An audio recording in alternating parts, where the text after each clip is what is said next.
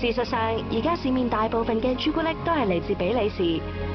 香港製造嘅朱古力，除咗多咗陣 Made in Hong Kong 嘅味道之外，仲有乜嘢係比利時嘅朱古力冇嘅呢？嗬？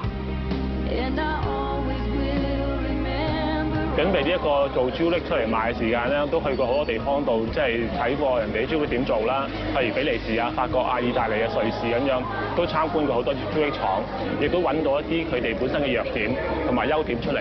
咁我哋取長補短咧，研究咗係啱香港人嘅一種口味嘅朱古力出嚟啦。